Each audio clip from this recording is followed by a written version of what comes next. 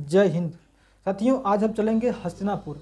वहाँ पे खुदाई की गई थी सन 1950 से 52 के बीच में। जो बीबी लाल जी है उन्होंने खुदाई करी थी और उन्होंने साक्ष्य जुटाए थे कि क्या यह जो रामायण में जानकारियाँ दी गई हैं हस्तिनापुर के बारे में, हस्तिनापुर में क्या क्या बढ़िया बढ़िया चीज़ें थीं। जैसे में वहाँ पे महल थे, वहाँ पे जो घोड़े ये सब थे, क्या क्या चीज़ें थीं वहाँ पे, तो उसके बारे में साक्ष्य जुटाने का प्रयास किया गया था। क्योंकि उस समय लोगों के बीच जिज्ञासा थी कि क्या हमारा महाभारत जो है वह सही है और उसमें कितनी सच्चाई है, क्योंकि उस समय मिथक बना हुआ था। और आज इसके बारे में हम लोग पूरी जांच और पड़ताल करेंगे। साथियों, बताया गया कि वो 5 लेवल में खुदाई की गई थी, है ना।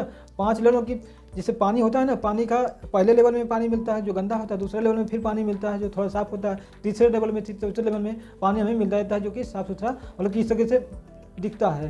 तो जो लेवल के बीच में जो एक पत्थर होता है जिससे दूसरा लेवल हमें मिलता है, या बीच में कोई थोड़ा सा ज़मीन होती है।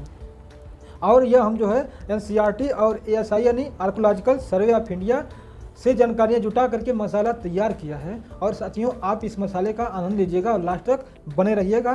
तो आइए चलते हैं यहाँ पे कि क्या जो बताया गया था पुराणों में, महाभारत में, कि वह कैसा दिखता है हस्तिनापुर। तो इसके बारे में बताया गया कि यह नगर जो समुद्र की भांति भरा हुआ था, मतलब कि यहाँ पे अन्न धन की कमी नहीं थी, और जो सैकड़ों प्रसादों से संकुलित था। इसके सिंह द्वार, तोरण और कंगूरे सघन बादलों की तरह घूमड़ रहे थे। मतलब यहाँ पे बहुत ज़्यादा अन्न धन की संपत्ति थी। लोग यहाँ पे हमेशा आते जाते थे। यहाँ पे दान और अन्य प्रक्रियाएँ बहुत हुआ करते थे, जिससे यह बहुत ज़्यादा भरा और फला फूला एक राजधानी हुआ करता था कौरवों और पांडवों की।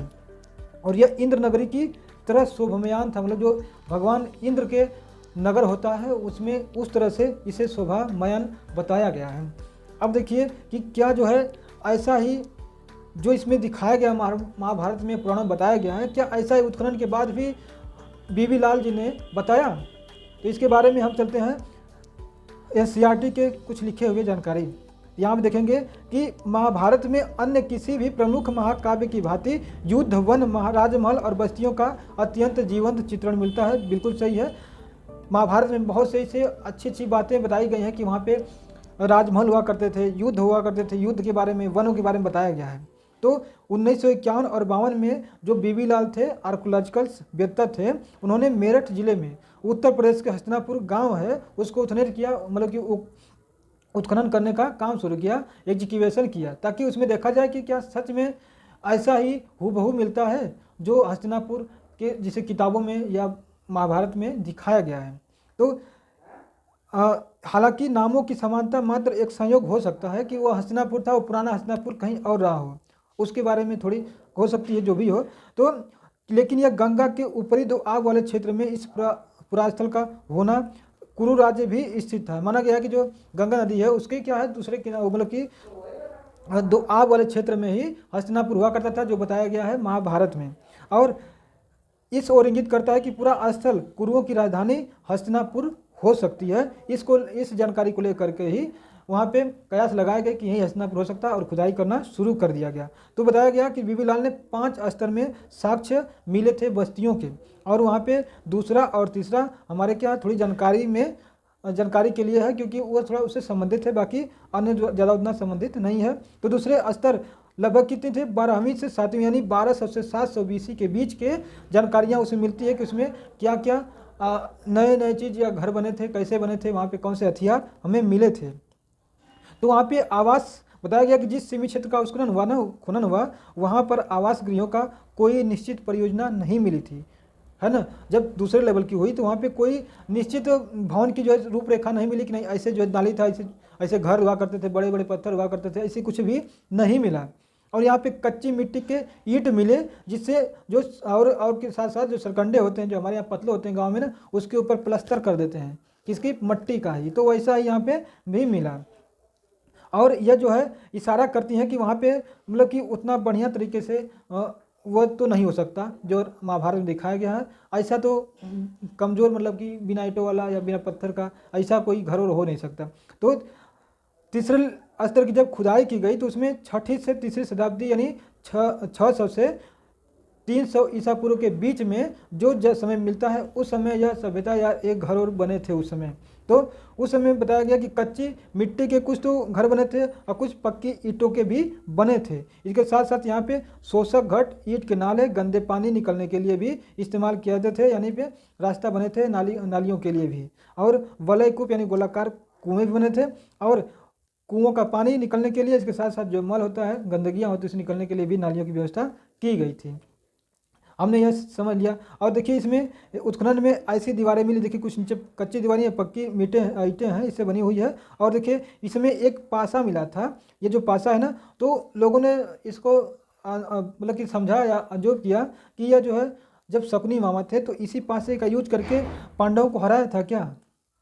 तो लेकिन इसके बारे में जब इसका कार्बन डेटिंग किया गया, पता किया गया, तो यह पता चला कि यह हाथी के दांत का बना हुआ पासा है। इसका मतलब कि यह किसी राजा महाराजा का ही पासा होगा, ये तो क्लियर है।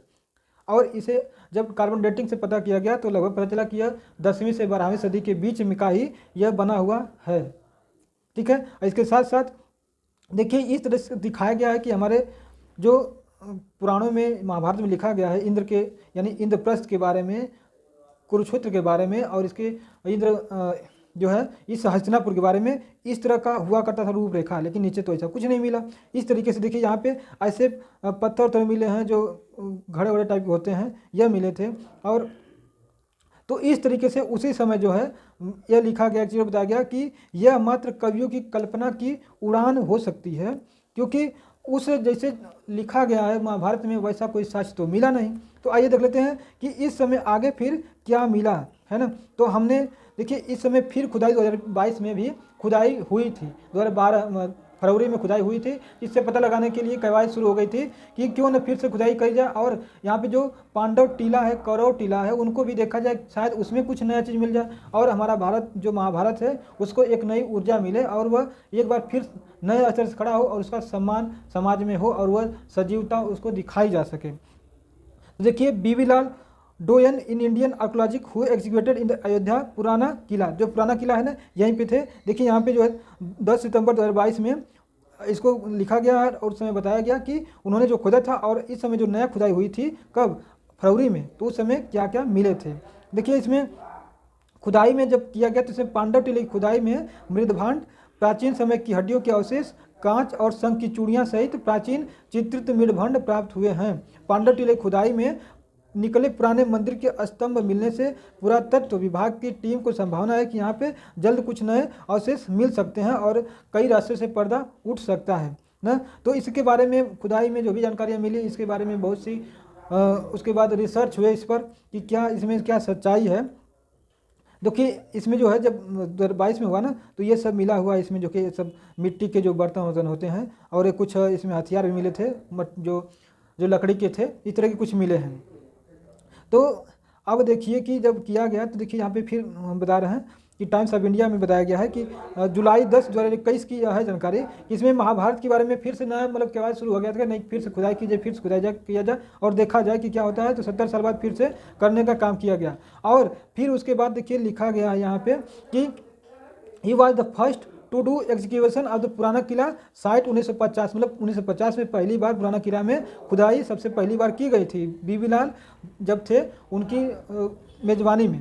The ruins of the historic fort believed by the many standard site of ancient city Indraprastha our house, no evidence has been found to support this theory।